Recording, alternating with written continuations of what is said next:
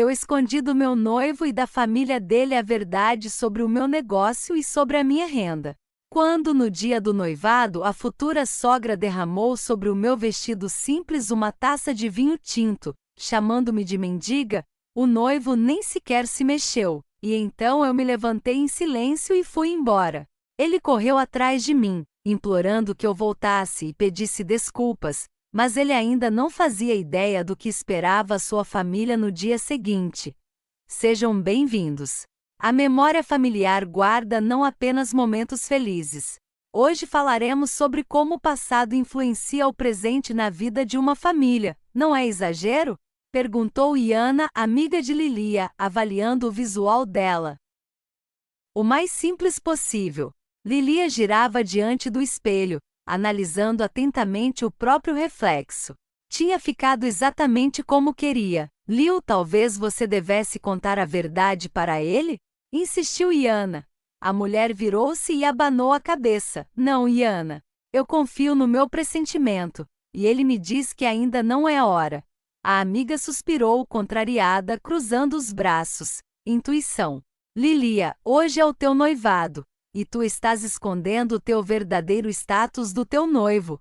Sentou-se ao lado dela, segurou-lhe a mão. E você sabe muito bem por que eu faço isso. Iana sentiu a contragosto. Ela realmente sabia, e em parte entendia a cautela da amiga. Só não imaginava que as coisas iriam tão longe, ao ponto de se falar em casamento. Pensava que Lili apenas deixaria o pretendente ansioso por um tempo e depois revelaria tudo, confessaria que era rica. Mas o tempo passava, e ela não contava nada, e isso sim, Iana não conseguia compreender, e contou isso à amiga. Querida, lembra de como vocês se conheceram, lá no teu escritório. E o que tem isso? Lilia franziu o senho, tentando recordar os detalhes daquele dia. O que tem? Eu nunca te contei, mas naquele dia, quando esbarrei com ele na escada, ele disse algo, mais cuidado. Não vê por onde anda. E se eu tivesse derramado meu café? Tu faz ideia de quanto custa esse terno? Naquele momento Lilia realmente estava com pressa, não deu importância às palavras dele. Mas ele, ao encarar o rosto dela, mudou de tom de repente. Podias até te machucar. Aliás, eu sou Zênia. Trabalha aqui? Estou a planear. É um lugar prestigiado. A concorrência é grande, mas eu me preparei. Hoje, na entrevista, vão escolher a mim. E tu, também vieste procurar emprego ou já trabalhas aqui? Ao invés da verdade, Lilia disse de repente, eu não trabalho aqui. Vim só entregar uns documentos a pedido do chefe. Já preciso ir, e quando já se virava para sair, Zênia gritou, como é teu nome? Talvez possamos jantar. Talvez. Lilia, me dá o teu número. Ela deu. Eles se encontraram, conversaram, se aproximaram e começaram a namorar. Mas confessar que ela era justamente a dona da empresa onde agora Evgeny trabalhava, isso ela nunca conseguiu. Apaixonou-se por ele, ela gostava dele, e nada de realmente ruim ela tinha visto em seu comportamento.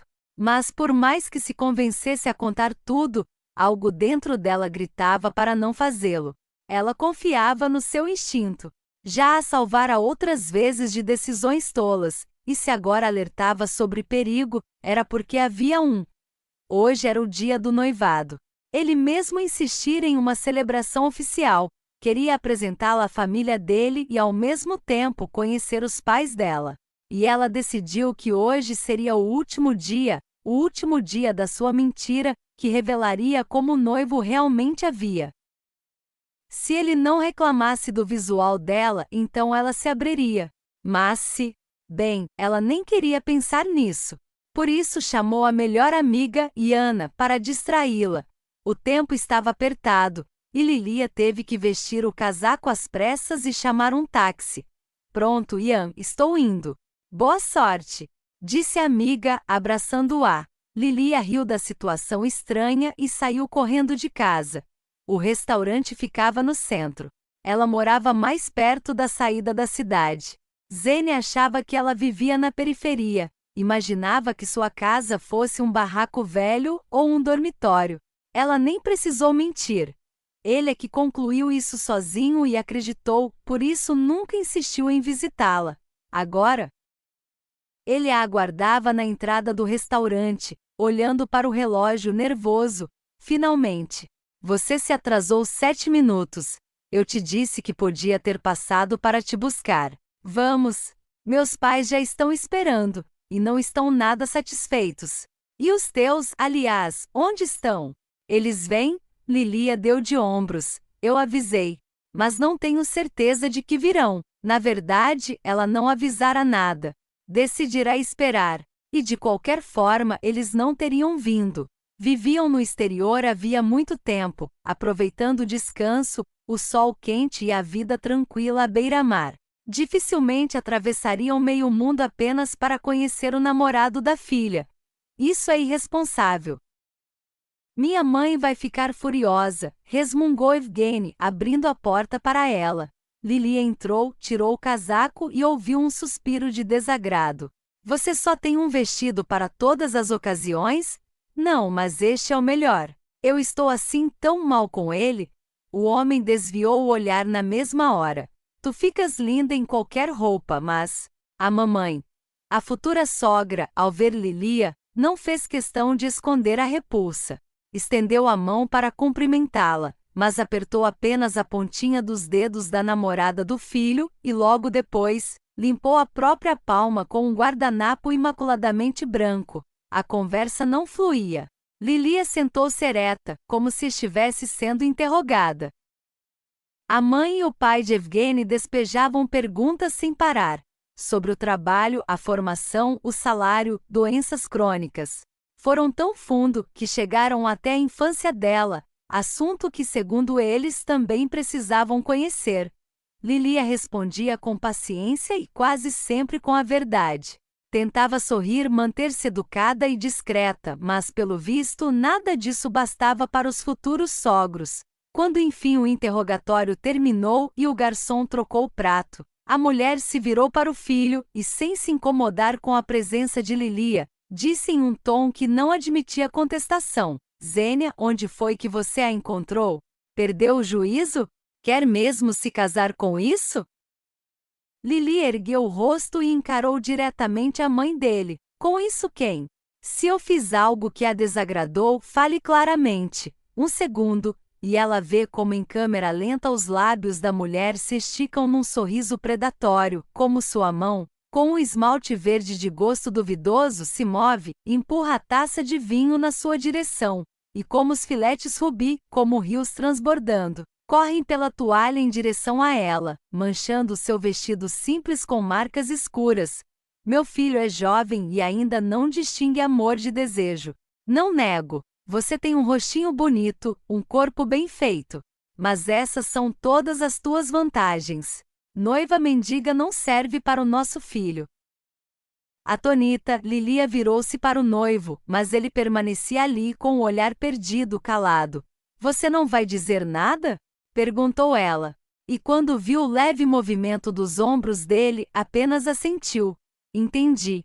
Ela se levantou em silêncio, fez um sinal ao garçom, imediatamente trouxeram seu casaco. A mãe de Evgeny deu apenas um riso abafado. Ele, como se despertasse de repente, correu atrás da noiva já na rua e a agarrou firme, até com violência, pelo braço. Lilia, o que você pensa que está fazendo? Volte lá e peça desculpas. Ela parou, virou-se. Desculpas por quê? Por ter ido embora depois de me humilharem? Tua mãe nunca vai me perdoar, e você sabe disso. Por favor, não seja tolo. Vamos voltar. Você pede perdão e eu garanto. Eles vão te aceitar. A mulher balançou a cabeça. Eu não preciso ser aceita por eles. Então não haverá casamento. Disse ele, descendo ao nível da chantagem. Lili apenas deu de ombros. Depois do que aconteceu, nem eu tenho certeza de que isso faria sentido. Ela não foi para casa, e sim para o escritório, para a sua sala, onde Zênia não tinha acesso. Chamou seu assistente de confiança e deu algumas ordens diretas. Demita o Evgeny por justa causa. Tenho certeza de que se você procurar, vai encontrar motivo. Não acredito que ele tenha trabalhado honestamente. e descubra tudo sobre a família dele. Poucas horas depois, havia sobre sua mesa o relatório de demissão e uma pasta com o dossiê dos pais dele. Lendo o conteúdo, Lilia sorriu de maneira predatória. Subiram alto demais.